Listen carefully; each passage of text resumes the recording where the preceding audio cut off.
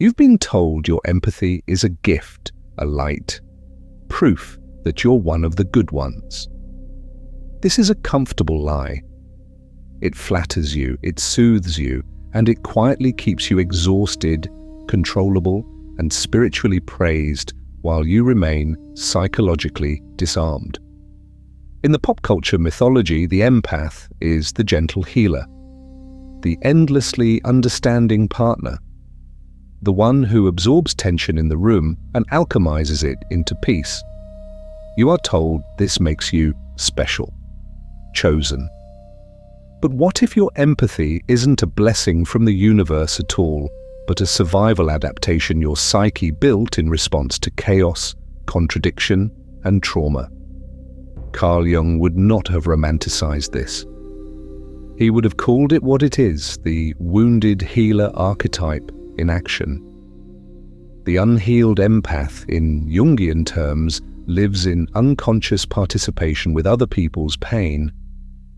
You don't just notice emotions, you merge with them. You metabolize psychological material that never belonged to you, then call it compassion. Before integration, the empath's nervous system is trained like a hypervigilant radar.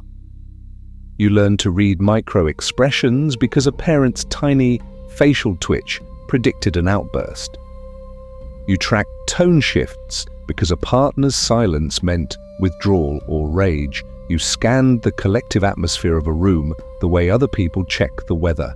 This kept you safe, it kept you alive. You didn't choose this, but here's what that survival adaptation cost you. While your perception sharpened, your boundaries dissolved. You stopped knowing where you ended, and others began. Jung called this identification with the persona. You became the good helper, the spiritual one, the understanding one, while your own anger, power, and refusal were exiled into the shadow. You told yourself you were selfless. In reality, you were abandoning yourself. You stayed in families that fed on your sensitivity. You remained in workplaces where you absorbed everyone's stress so the system could keep functioning. You joined spiritual communities where your capacity to forgive endlessly was praised, while your capacity to say no was quietly shamed. This is not an attack on your sensitivity. It is an attack on the story wrapped around it. Because as long as you believe that being an empath means being endlessly open, endlessly available, endlessly understanding, you will continue to serve as unpaid emotional infrastructure for other people's unconsciousness. Jung warned that any identity built on being good, kind, and harmless becomes a trap. In the absence of proper individuation, the empath's light is used to conceal the collective shadow. Families remain intact because you absorb the rage. Workplaces stay productive because you carry the burnout. Entire belief systems avoid accountability because you volunteer to suffer in silence. Let me show you what Jung actually observed. When an empath truly heals, they do not become more agreeable, they become sovereign, they withdraw projections, they reclaim their disowned aggression, they stop cushioning everyone else's consequences. To the collective, this feels dangerous. By the end of this video, you will see what a healed empath really becomes. Not a softer version of the wounded healer, but a boundary-drawing, illusion-shattering presence that the old systems around you can no longer comfortably use. Redefining the empath from gentle healer to operational force. So let's redraw the figure everyone thinks they know. You've been sold the image of the empath as endlessly gentle, permanently open, the universal safe space that never says no. The one who understands everyone, excuses everything, and dissolves every conflict with compassion. This is a comfortable lie. It flatters the collective because it keeps you usable. In reality, the empath is not born as a celestial therapist. The empath is forged as an operational instrument in hostile or unstable environments. Your nervous system becomes a precision radar for microsignals of threat, shame, and instability. A slight tightening around the mouth, a half-second delay before a response. The temperature in the room dropping when one person walks in. You register all of it, instantly, automatically, because early on, your survival depended on it. Before integration, the empath lives inside this hyper-perception without any real boundaries. You don't just read emotional weather, you become it. Jung would call this unconscious participation. You merge with the other's psychic material and lose track of where you end. A parent's humiliation becomes your guilt. A partner's rage becomes your emergency. A friend's despair becomes your responsibility. But here's what that survival adaptation cost you. While your perception differentiated, your sense of self dissolved. You learned to leave your own body to live in everyone else's emotional field. You became porous, compulsive, self-erasing, convinced that if you did not absorb the impact, the whole system would collapse. You didn't choose this. Your psyche chose it for you to keep you alive. A fully integrated empath is something entirely different. Integration does not mean you stop seeing. It means you stop leaking. You retain the same refined perception, but it is no longer fused with obligation. Awareness does not equal weakness. Immunity does not equal aggression. You can watch someone's shame ignite without rushing to extinguish it. You can feel another's rage rise without volunteering your sanity as collateral. Here is the key pivot Jung would insist on: the difference between involuntary emotional absorption and conscious chosen engagement. The unhealed empath is a sponge soaking up projections, guilt, and unprocessed trauma until they can't locate their own motives. The healed empath is a strategist with a calibrated instrument. You decide when to turn the dial up, when to power it down, and when to walk away from the entire frequency. In the absence of proper individuation, empaths become the hidden infrastructure of dysfunctional systems. Families, workplaces, communities rely on you to absorb conflict, smooth over abuse, and cushion consequences. You keep the peace by sacrificing your own reality. Jung saw what this did. It allowed the collective shadow to operate without interruption. When you integrate, you quietly dismantle these control systems. You stop carrying what is not yours. You let consequences land where they belong. Manipulation collapses because there is nothing soft and unbounded for it to stick to. Let me show you what Jung actually observed in his consulting room, and how that same pattern might be running your life right now, and what you could become when self-abandonment is no longer confused with compassion. Inside the unhealed empath, permanent, psychic. Porosity. Jung saw this pattern repeatedly. Before integration, the empath doesn't just feel deeply, they live in what we can call permanent psychic porosity. Your nervous system operates like a house with no walls, only open doorways, every window cracked, every sound amplified. Everything comes in, nothing is filtered. Translated into your daily reality, it looks like this. You walk into a room and your body starts working before your mind does. You know who is anxious before they fidget. You sense who is secretly angry before their jaw tightens. You feel who is depressed before they speak in a flat tone. You register who is pretending to be fine long before their smile slips. It lands in your chest, your gut, your throat, your jaw. Your body becomes the screen where other people's unspoken emotions are projected.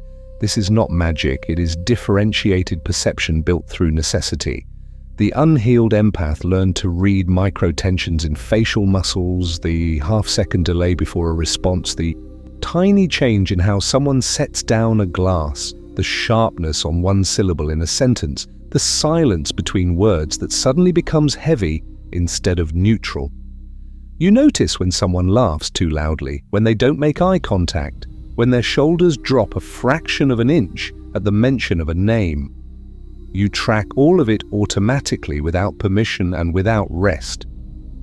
In the absence of proper individuation, this sensitivity is romanticized as a spiritual gift. This is a comfortable lie. Let me show you what Jung actually observed. In many empaths, this hyper-attunement was forged in unstable, emotionally volatile systems. A parent whose mood dictated the entire household. A partner whose affection could switch to contempt in a single evening.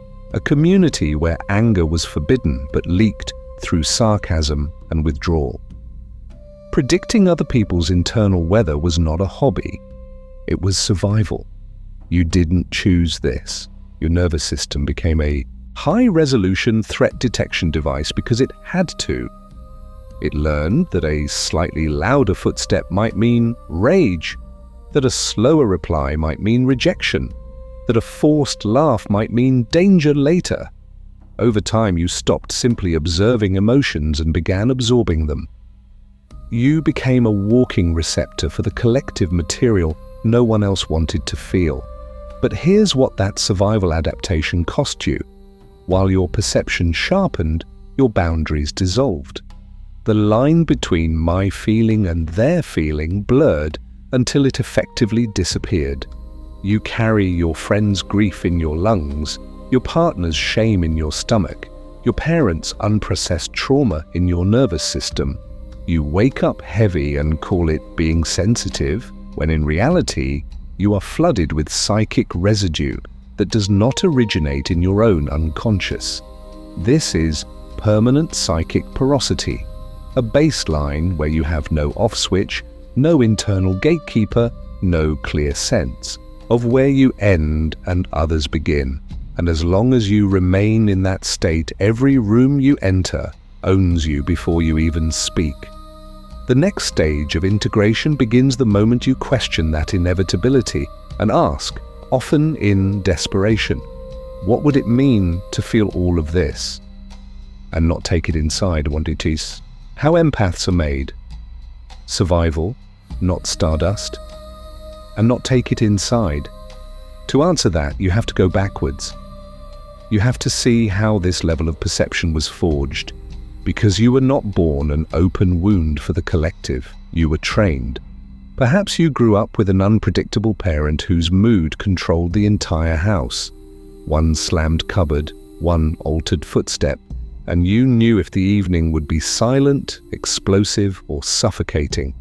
Perhaps you lived in a family where everyone said, "We're fine," while the air was thick with unspoken rage, grief, or despair. No one named the tension. Your body did. In that environment, hyperattunement is not a gift. It is survival. Like a soldier learning to read the slightest rustle in the dark, you learn to read the slightest emotional shift in a room. A micro-expression, a pause on the phone, a change in how the keys hit the table. Your nervous system became an early warning radar, scanning constantly for the next explosion, rejection, or collapse. Jung would say that in the absence of proper individuation, the child's psyche sacrifices boundaries to preserve attachment. You didn't choose this. Your unconscious chose connection over authenticity because losing yourself felt safer than losing them. So your perception sharpened. Your sense of self blurred. Let me show you how systematic this was. In high-stakes professions, soldiers, ER nurses, intelligence analysts, people are explicitly trained to notice what others miss. They drill scenarios, they get debriefed. They are told, in clear language, what the threat is and what their role will be. The empath received the same level of conditioning, but it was emotional, constant, and invisible. No one said, we are not okay. No one said, you are becoming the regulator of this entire system. Yet that is exactly what happened. Maybe you were the responsible one, too early, the child parentified into mediator, caretaker, translator of everyone's unspoken material. Maybe you learned to walk on eggshells, to monitor tone, to preempt conflict, to smooth over contradictions. We love you, paired with neglect. Everything's fine, paired with chaos. Before integration, The empath adapts by absorbing these contradictions into their own body, carrying the family shadow so the story of harmony can remain intact. Here is the cause-effect chain your nervous system followed. Chaotic or emotionally dishonest environment, nervous system adapts by becoming exquisitely sensitive. That sensitivity works in the short term. You stay safer. You avoid some blows, some humiliations, some abandonments. But here's what that survival adaptation cost you. The temporary strategy became a permanent identity. You stopped being a child with needs and became the one who could always tell what everyone else needed first. This is a comfortable lie. I'm just naturally empathetic. No. The unhealed empath is often a highly trained survivor whose entire reality was organized around managing other people's inner worlds. And until you see that training for what it was, you cannot choose anything different. The next stage of this journey begins when you start to question that assignment. What if this sensitivity is a skill, not a destiny? But with a hidden price. When sensitivity erodes your edges. So when you start to question that assignment, something unsettling comes into view. While your perception sharpened, your edges dissolved. While you became an expert in others, you became a stranger to yourself. This is the hidden price of your sensitivity. You learn to track every micro shift in the emotional weather around you, but lost the ability to reliably register your own internal climate. You could tell when your parent was about to explode, when your partner was secretly withdrawing, when a room carried unspoken resentment. But could you tell the difference between your own sadness and the sadness you were inhaling from the collective atmosphere? Very often no, but here's what that survival adaptation cost you.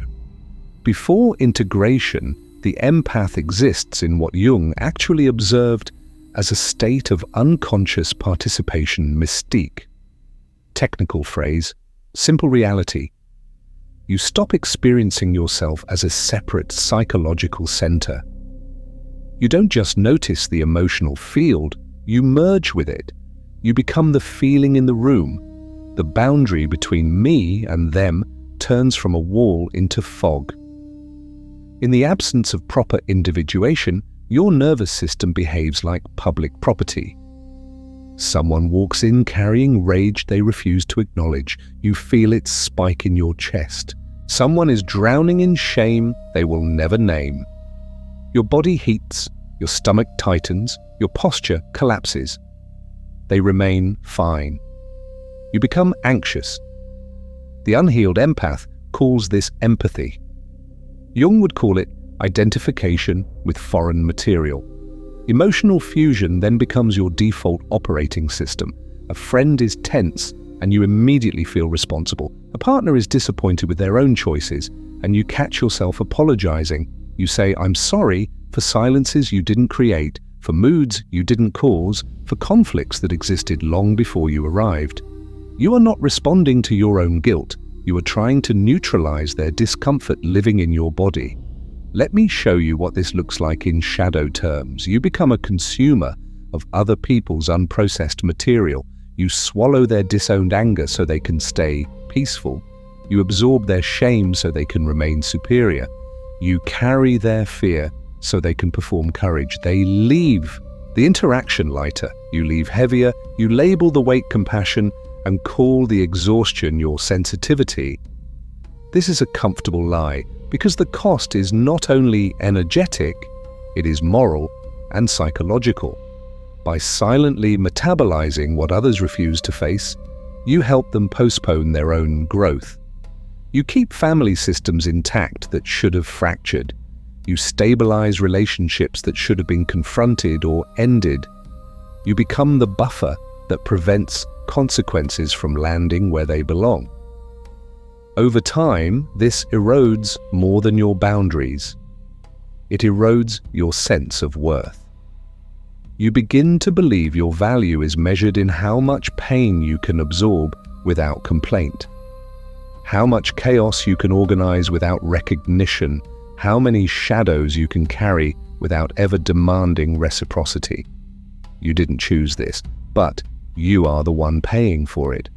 And there is one more cost, the one most empaths refuse to look at, because it reveals a power in you that is anything but harmless.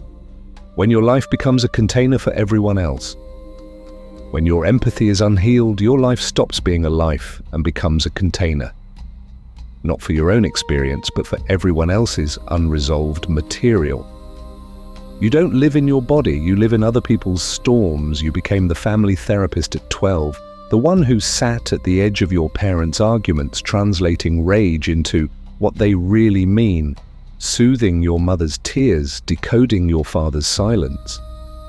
You became the mediator between siblings, the one who smoothed over every rupture before it could explode. You believed this made you wise beyond your years, emotionally advanced, almost spiritual in your maturity. This is a comfortable lie. At 16, the pattern deepened.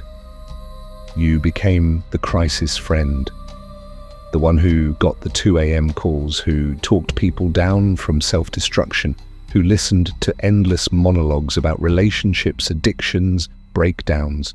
You believed your availability proved you were loyal, compassionate, a good person. In reality, you were rehearsing unconscious participation, living inside other people's psyches while abandoning your own. By 25, you became the emotionally responsible partner. You tracked your lover's moods, anticipated their triggers, absorbed their projections. You apologized first. You forgave fastest. You carried the relational accountability for 2. You believed this made you a devoted partner, evolved and capable of real intimacy. But here's what that survival adaptation cost you.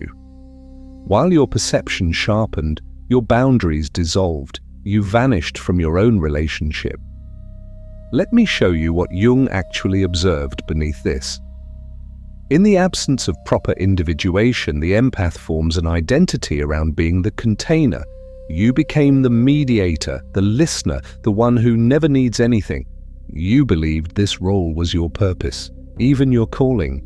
Each time, you absorbed someone's crisis without complaint. The role calcified. You were no longer a person with needs. You were a function in the collective system, and to keep that function running, you buried yourself under layers of borrowed suffering. Every unresolved conflict you soothed became one layer. Every secret you held for a parent, a partner, a friend, another layer. Every emotional storm you absorbed so others didn't have to feel their own consequences became a heavy, psychic sediment between you and your core. Before integration, the unhealed empath walks around carrying an entire family's shadow and calling it my sensitivity. Here is the internal logic that traps you. Boundaries feel like rejection. Limits feel like abandonment. Saying no feels like violence. Saying I can't hold this for you feels like betrayal, even when your body is screaming for relief.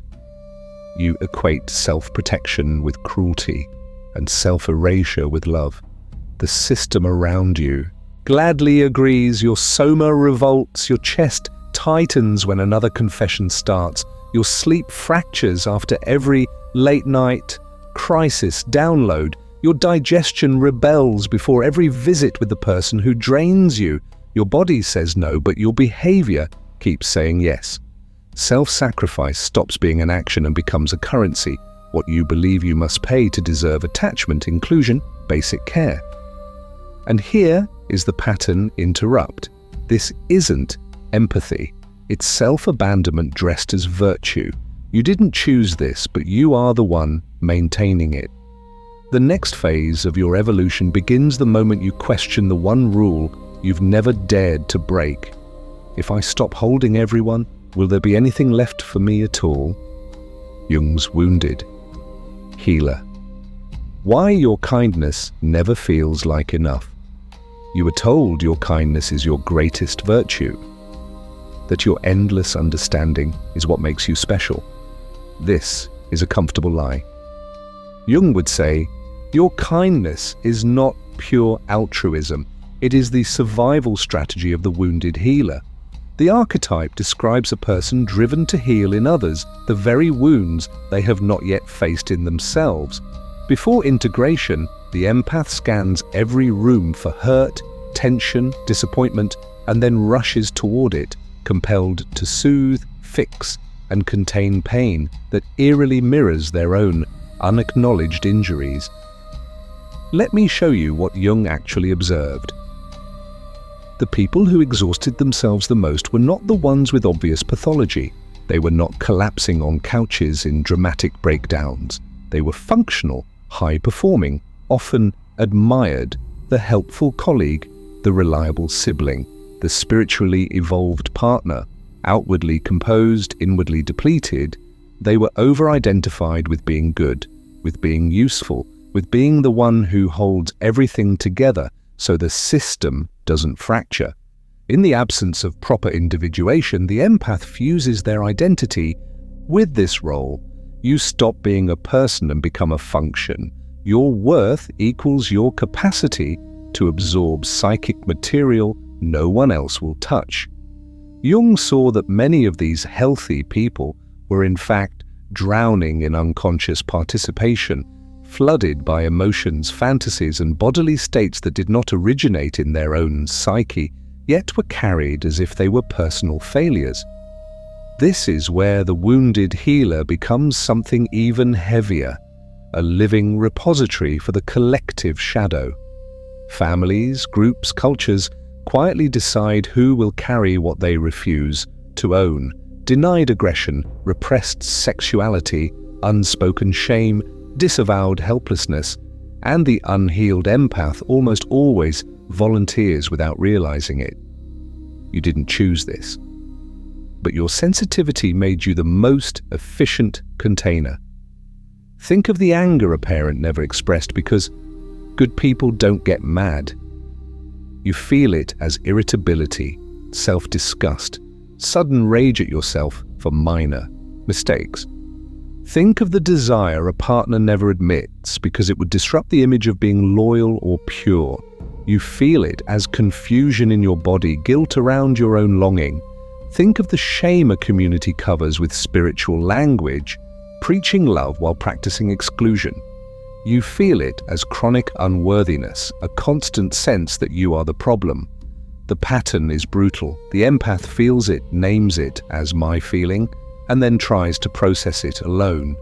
You meditate harder, journal more, apologize first, over-explain, over-function, and still your kindness never feels like enough because you are metabolizing what an entire system has disowned. This is not your private defect. This is a collective pattern. You are not weak. You are over-functioning for everyone else's unconscious. You have become the emotional landfill of the group, praised as an angel for accepting the role. But here's what that survival adaptation cost you. Your own shadow went missing. Your own needs, your own anger, your own power vanished into the background. The turning point begins when you recognize this. What you are carrying is not only yours. The next phase of your evolution demands something that will feel, at first, almost cruel. You must start handing that material back. Losing yourself. The paradox of seeing everyone but you. You start handing the material back. But then something even more disorienting appears. The question of who is left when you are no longer carrying everyone else. Consider what this does to your sense of self when, for years, your first instinct is to feel everyone else before you feel yourself. Let that land for a moment. Before integration, the empath lives in a long-term experiment with self-erasure. Year after year, your nervous system rushes outward. You scan your partner's micro-expressions at breakfast, your manager's tone in a 3-line email, your friend's delayed reply at midnight. Over a decade of this, your own preferences don't just get delayed, they disintegrate.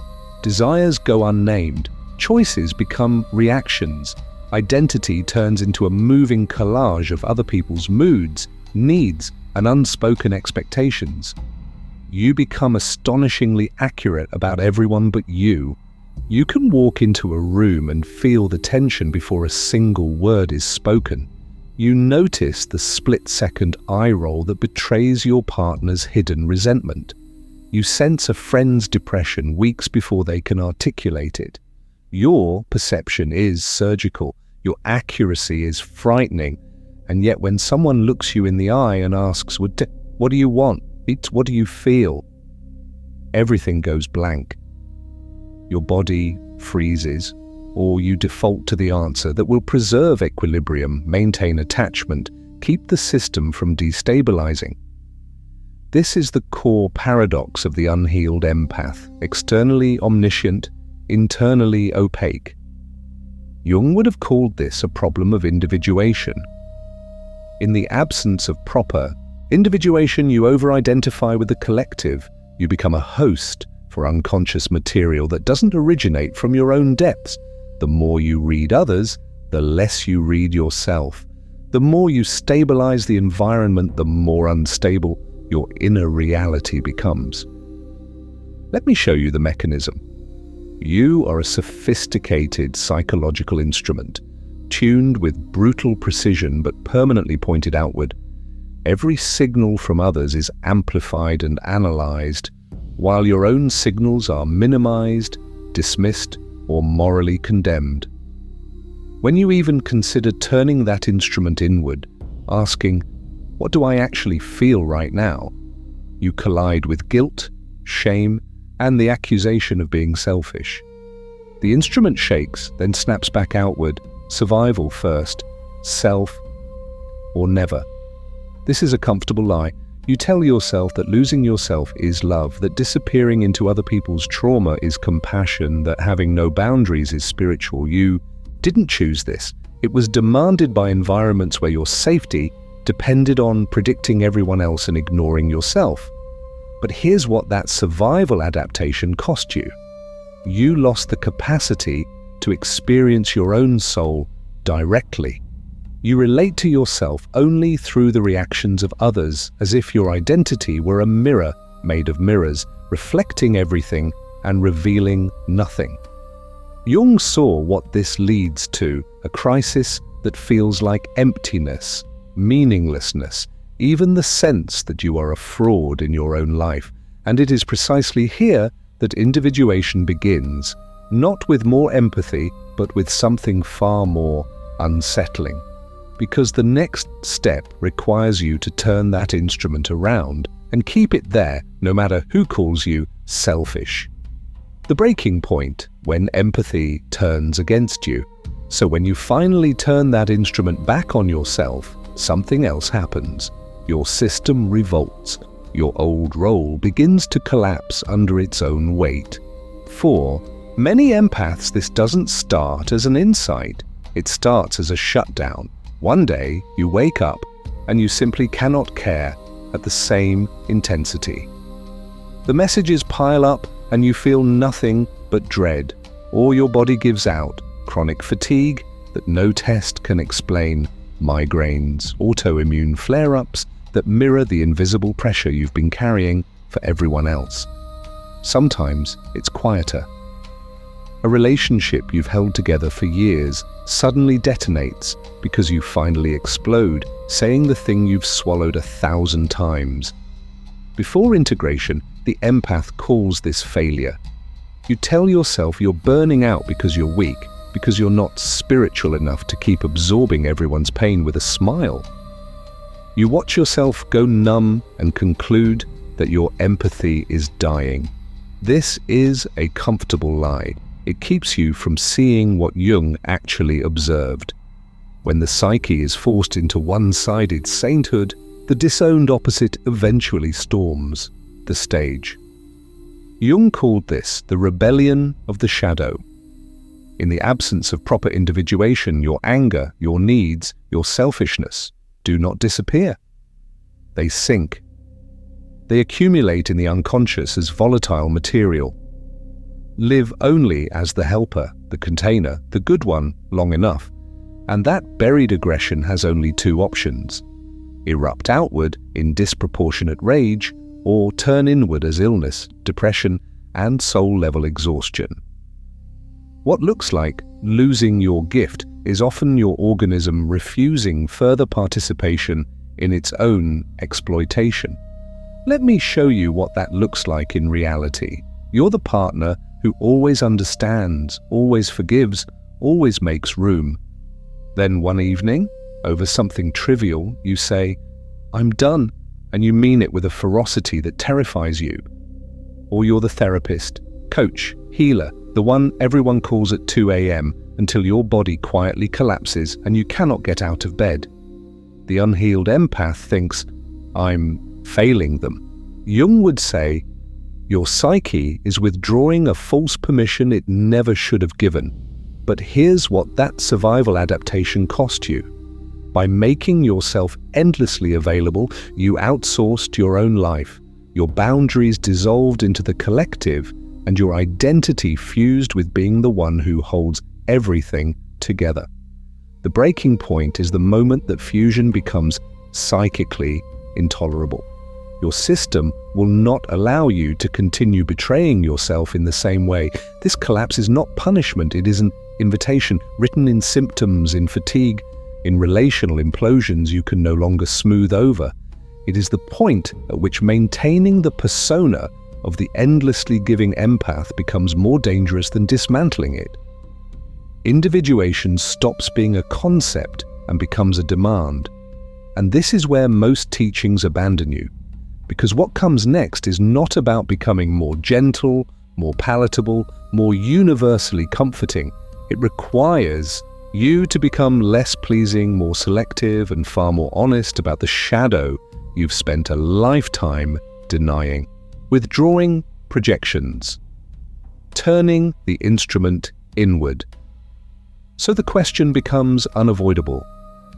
If you stop existing as everyone's emotional sponge, what are you actually left with? Jung's answer is brutal. He would say, you are left with your projections, all the shadow material you have been outsourcing to the collective. Projection, in his terms, is simple and merciless. You see in others what you cannot yet admit in yourself. The unhealed empath calls this sensitivity. And just pick up other people's emotions. This is a comfortable lie. Let me show you what Jung actually observed.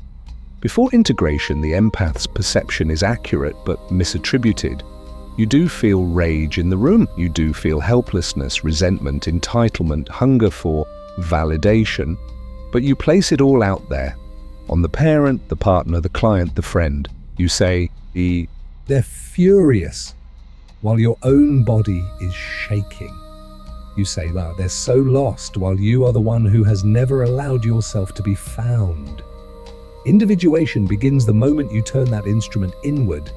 When you feel someone else's rage, you ask, where is my rage in this? When you feel someone's helplessness, you ask, where have I refused to feel my own? This is not poetic self-reflection. It is a forensic audit of your inner life.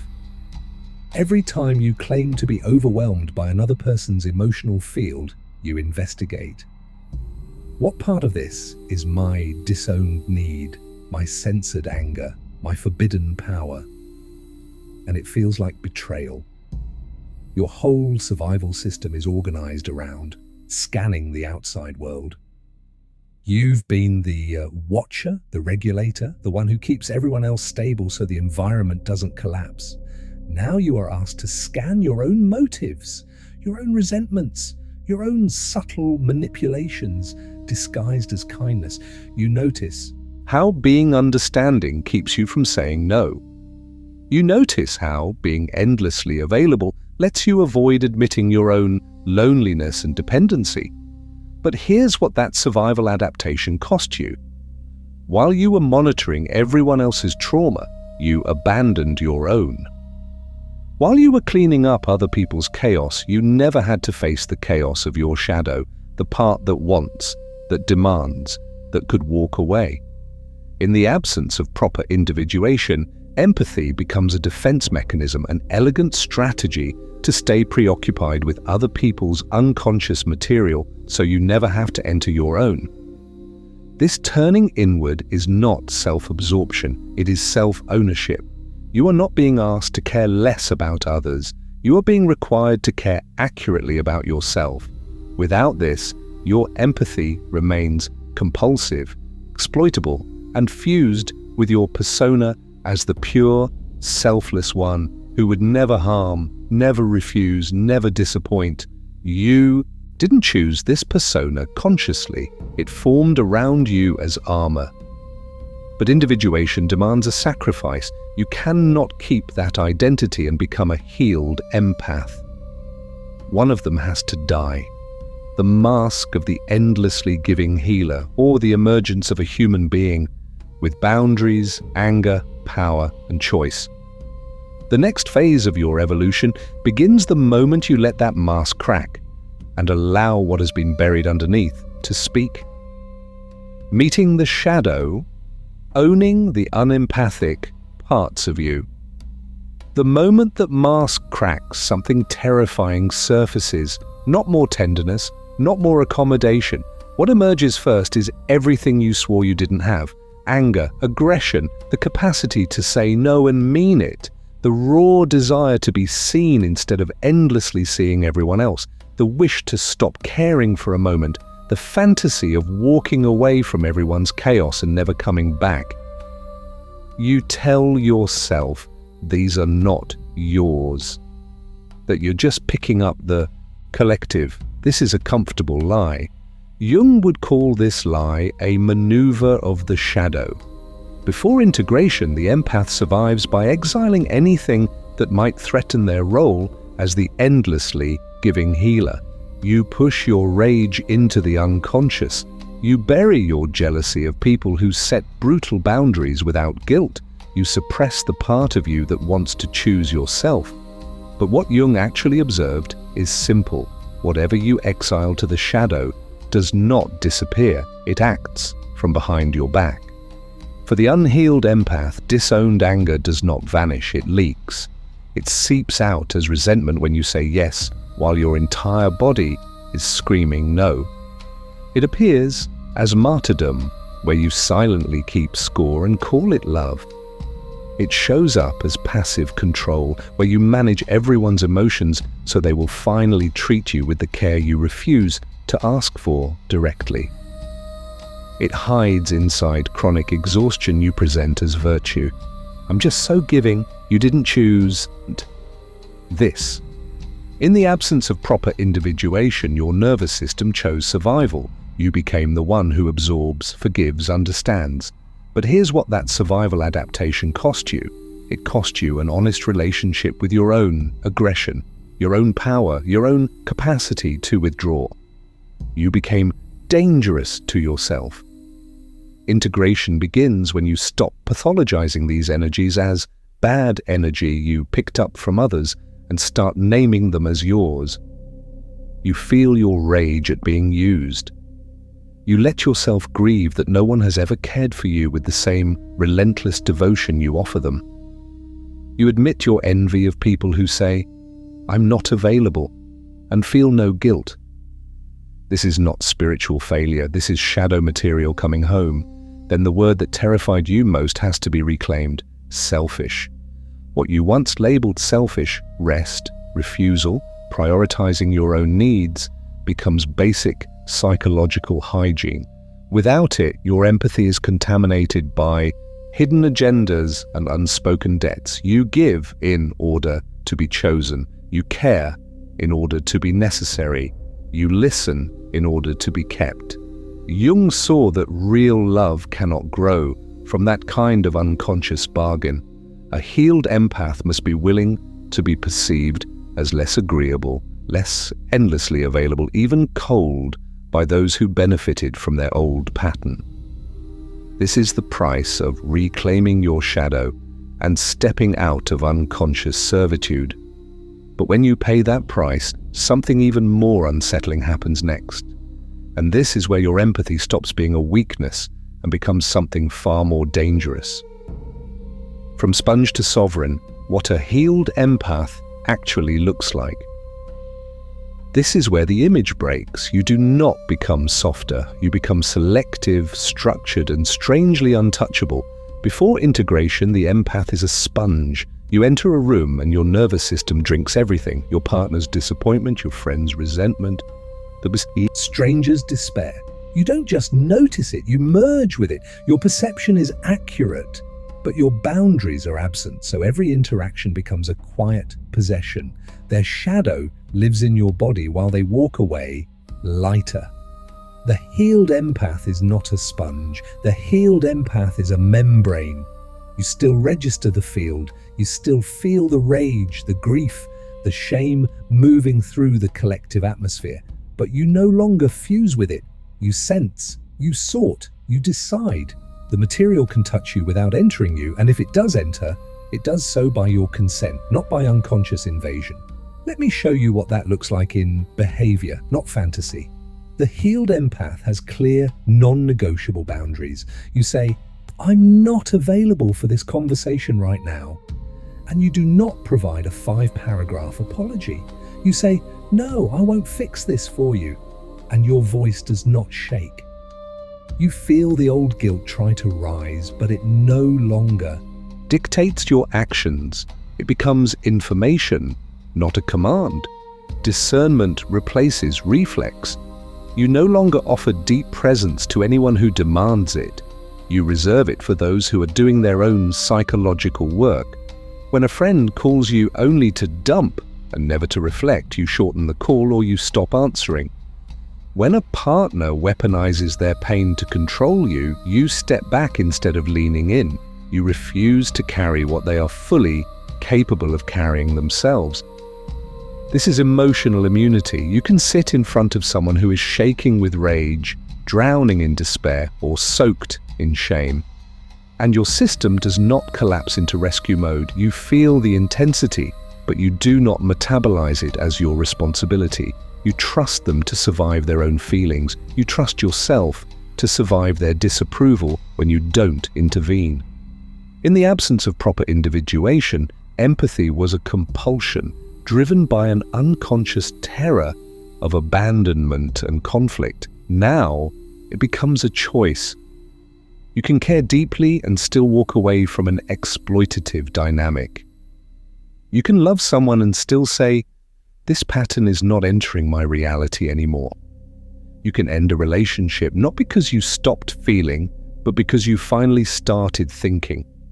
To those who depended on your self-erasure, this new configuration is frightening.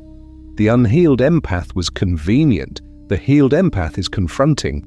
You no longer participate in the silent contracts that kept everyone comfortable, and you depleted. They may call you selfish, cold, even cruel. But what Jung actually observed is that this refusal to be used is the beginning of genuine relatedness, not the end of it. And once you stand there as membrane instead of sponge, another shift occurs. Your perception stops just protecting you and starts predicting the entire system around you. The intimidating, calm, power, presence, and the Trickster-Healer. Your perception stops just protecting you and starts predicting the entire system around you. And this is where you become dangerous in a way most people are not prepared for, because a healed empath does not walk into a room radiating endless softness. They walk in with an intimidating calm. This calm does not rush to soothe. It does not scramble to smooth tension, explain behavior, or preempt conflict. You sit there, present, regulated, and you let other people hear the echo of their own words. Your gaze stops colluding with performance. You see the nervous laugh, the rehearsed humility, the spiritual language wrapped around raw control. You don't attack it, you simply don't participate. And the silence that follows forces people to confront what they were previously outsourcing to you, their anxiety, their guilt, their disowned aggression. Before integration, the empath reflexively absorbed that material. You felt compelled to patch every emotional hole in the field to keep the collective climate bearable. But here's what that survival adaptation cost you. While everyone else stayed psychologically underdeveloped, you carried the weight of the entire system. Jung's wounded healer archetype describes this perfectly. The one who tries to heal in others what remains unresolved in themselves.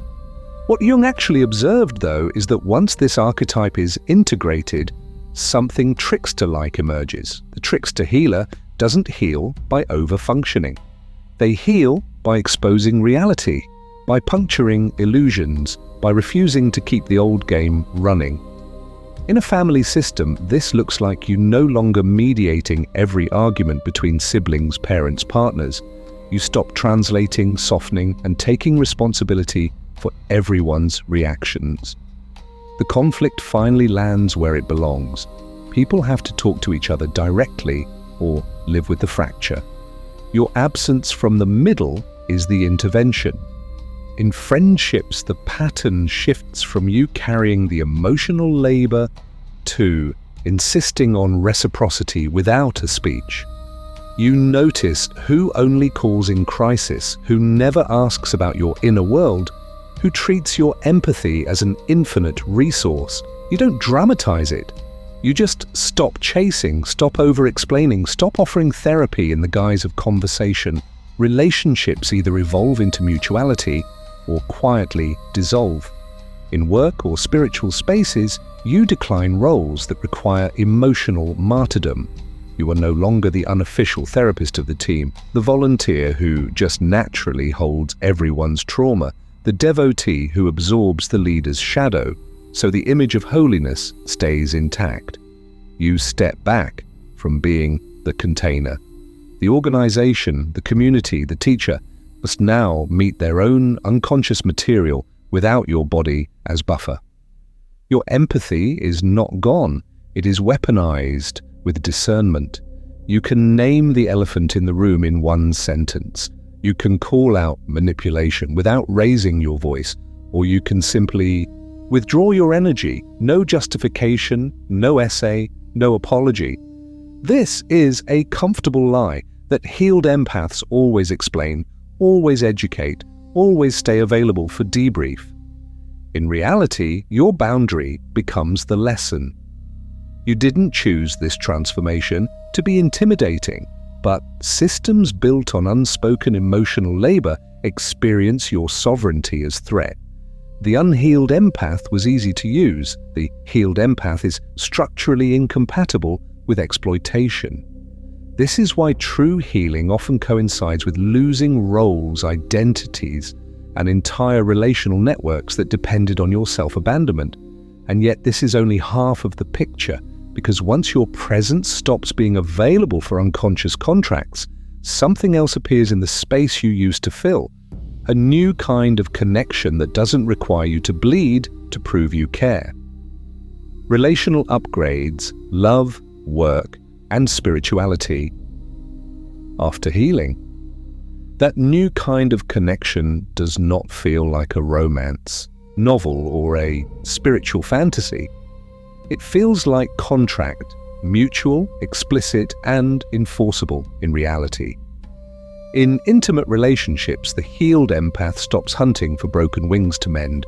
Before integration, you were magnetized to partners whose chaos gave your nervous system something familiar to organize around. You called it chemistry. It was trauma recognition. Now the selection process changes. You no longer confuse emotional volatility with depth, or chronic immaturity with a wounded inner child you are destined to rescue. And let me show you what that looks like in practice. The healed empath will end a relationship, not because the other person is imperfect, but because responsibility is not shared. They refuse partners who outsource regulation, who expect you to be the permanent translator of their moods, the unending container for their projections. Instead, they require reciprocity. You reveal, I reveal.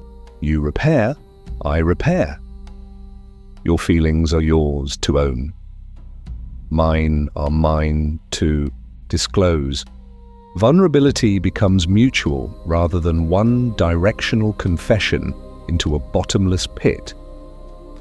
Friendships and family dynamics undergo the same restructuring. The unhealed empath was the default crisis manager, the one everyone called when the marriage exploded, the addiction resurfaced, the same argument replayed for the 50th time.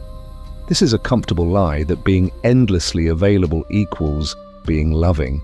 The healed empath quietly exits that role. They stop answering 2 a.m. calls from people who refuse to change. They stop providing free, on-demand therapy to relatives who have no intention of self-confrontation. Jung saw this pattern repeatedly. When the empath withdraws from unconscious participation, the system reorganizes. Some people drift away the moment the free emotional labor ends. Others, confronted with the sudden absence of your buffering presence, begin to feel their own anxiety, rage, and grief directly. A minority will step up. They start therapy. They apologize without performance. They learn to hold their own psychological material rather than depositing it in you. Work and vocation transform just as dramatically. Many empaths enter helping professions under the archetype of the wounded healer. You didn't choose this consciously. You were pulled toward the very terrain where your unresolved trauma lived. But here's what that survival adaptation cost you. You undercharged, overgave, and allowed clients to cross every boundary because you mistook self-erasure for service. The healed therapist raises their rates, shortens their hours, and stops extending sessions just this once. The coach stops promising to hold everything and instead teaches clients to build internal structures that outlast any session. Empowerment replaces rescuing, limits become part of the medicine. Spirituality is where the shift becomes most unsettling. In the absence of proper individuation, the empath often hides inside a persona of the spiritual empath, who is always forgiving, always understanding, always available. Anger is labeled low vibration, boundaries are framed as ego, discernment is condemned as judgment. What Jung actually observed is that this is not enlightenment, it is dissociation wrapped in light language. After integration, spirituality descends from the clouds into the body. You allow the full spectrum, rage that signals violation, disgust that marks what you will not ingest, fatigue that says leave. You can pray and say no, you can meditate and block a number. And as these relational upgrades solidify, a new question emerges, one that will define the next stage of your evolution. If you are no longer organized around absorbing the collective shadow, what exactly do you do with the power of your perception now? The social impact. Why systems fear the healed empath? The moment you stop absorbing, the game changes. The same sensitivity that once protected the system begins to expose it. And this is exactly why healed empaths make institutions, families, and leaders profoundly uneasy. Before integration, the empath functioned as psychic infrastructure. You were the emotional shock absorber, the one who metabolized tension, smoothed conflict, translated rage into something palatable. In Jung's terms, you were unconsciously participating in everyone else's shadow, carrying collective material so the structure could appear stable. This is a comfortable lie. The system wasn't healthy, it was simply outsourcing its anxiety to you. Let me show you the reversal. When the empath individuates, when you withdraw that unconscious participation, the same family that once praised you for being so understanding suddenly calls you difficult. You stop mediating every argument, you refuse to play therapist at the dinner table, you let silence sit where you used to rush in with explanations, long-avoided conflicts surface, old resentments erupt. It looks like everything is falling apart, but in reality, the facade is collapsing and the truth is finally entering the room. In the absence of proper individuation, you would have kept holding the line, sacrificing your own reality to preserve the family myth. You didn't choose this. It was a survival adaptation to trauma, to chaos, to parents who could not regulate themselves. But here's what that survival adaptation cost you. Your boundaries dissolved, your perception served everyone but you. Healing reverses the direction of that energy. You start asking, whose pain is this, and why am I expected to carry it? The same pattern plays out in workplaces. The unhealed empath is the unofficial counselor, the one who keeps morale intact, absorbs the boss's panic, and quietly does the emotional labor of 3 departments. When that empath integrates their shadow and begins to say, "No, that's not my responsibility," something destabilizing happens. Deadlines are missed, turnover spikes, leadership can no longer hide structural dysfunction behind a few over-functioning, hyper-responsible employees. The organization is forced to confront reality instead of hiding behind your capacity to endure. Now take this into spiritual and therapeutic communities, where empaths are often harvested as unpaid clergy. You've seen it. The group that glorifies suffering as purification, the teacher who frames your exhaustion as lack of devotion, the therapist who subtly exploits your need to be good. A healed empath stops confusing boundarylessness with enlightenment. They question narratives that romanticize self-erasure. They confront leaders who weaponize guilt and projection. What Jung actually observed is that once projections are withdrawn, authority figures lose their inflated power. The guru shrinks back into a flawed human being. Here is the uncomfortable truth Jung points toward. Individuation is never just personal. When you stand in psychological sovereignty, you become politically subversive. You refuse to be endlessly over-forgiving, endlessly over-responsible, endlessly available as a dumping ground for the collective shadow. Systems that depend on your chronic self-betrayal experience, your boundaries as aggression, and your clarity as rebellion. And as more empaths step out of that sacrificial role, something larger begins to tremble. The very architectures of control that required your silence to survive. Recognizing yourself in this. A mirror, not a diagnosis. So now the question turns back on you, not as a diagnosis, as a mirror. Let me show you how that mirror actually works. Where in your life do you call it empathy when it is really fear of conflict or abandonment? When you say, "I understand, but what you mean is, please, don't leave, please don't explode, please don't withdraw love."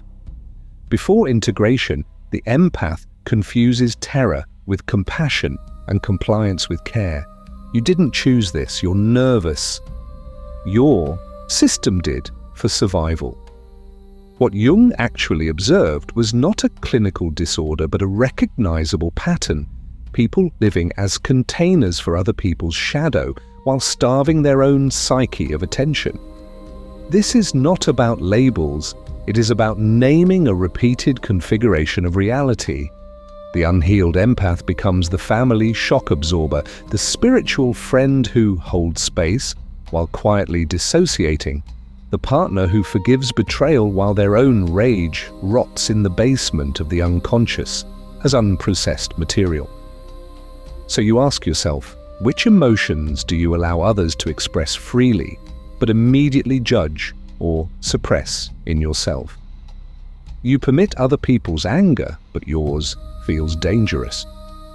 You comfort their grief, but your own tears feel indulgent. You celebrate their ambition, but your desire feels selfish. In the absence of proper individuation, you become a custodian of everyone else's humanity while abandoning your own. The arc you are tracing has a structure. It begins in permanent psychic porosity and unconscious participation, your perception flooded, your boundaries erased, your identity fused with other people's trauma. It moves into an identity organized around pain absorption. You are the strong one, the healer, the understanding one, and your worth is measured by how much you can carry. Then comes the crisis: burnout, illness, betrayal so severe that the old role collapses. After that, if you stay with it, individuation begins. Withdrawal of projections, shadow integration, the slow construction of sovereign empathy. Here is where ambivalence appears. It is expected to feel both relief and fear at the idea of becoming a healed empath.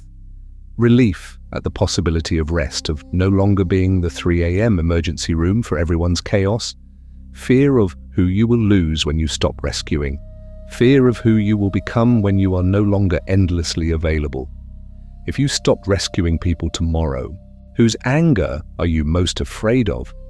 This is a comfortable lie. I am an empath, therefore I must suffer. It sounds noble, it keeps the system intact.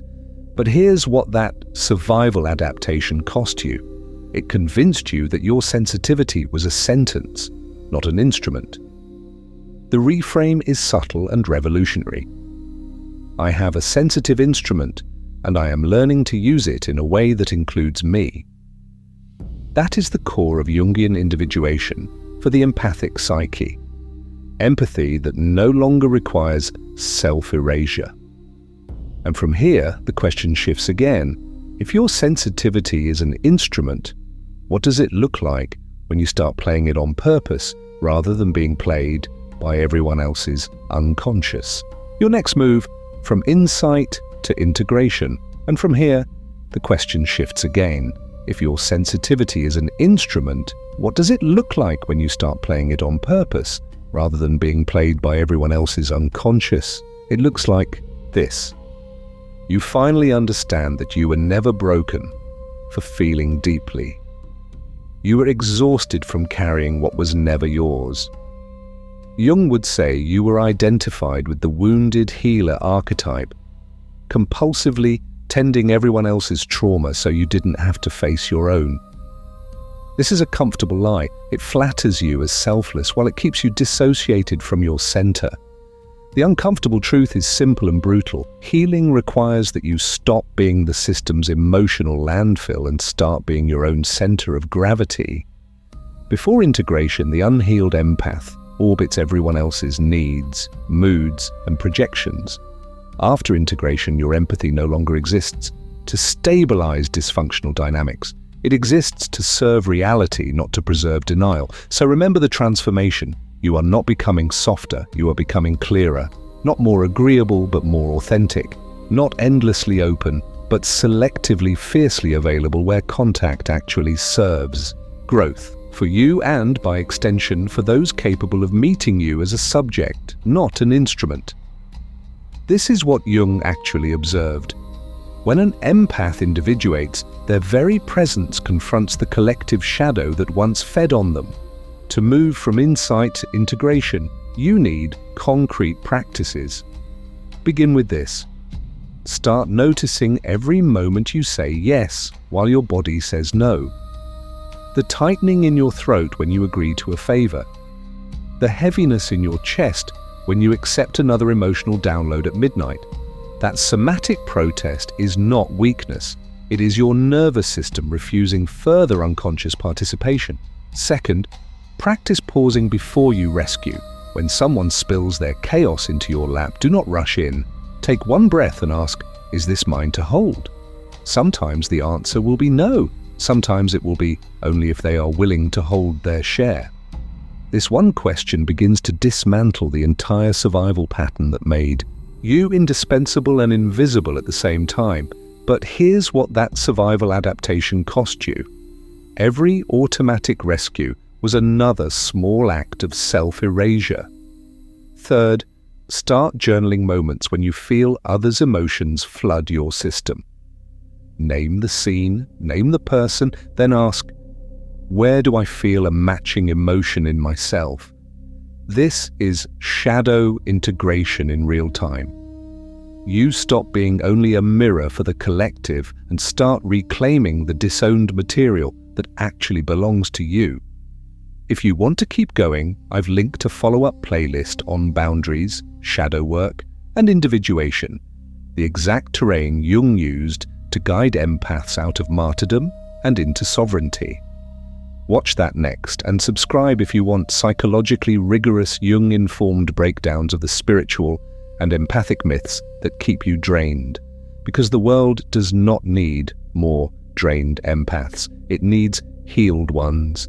People whose empathy includes themselves, whose presence exposes what's false, whose refusal to self-erase quietly changes everything around them. And the moment you stop absorbing what is not yours, you will discover something even more unsettling. What you can do when all that power finally comes back home.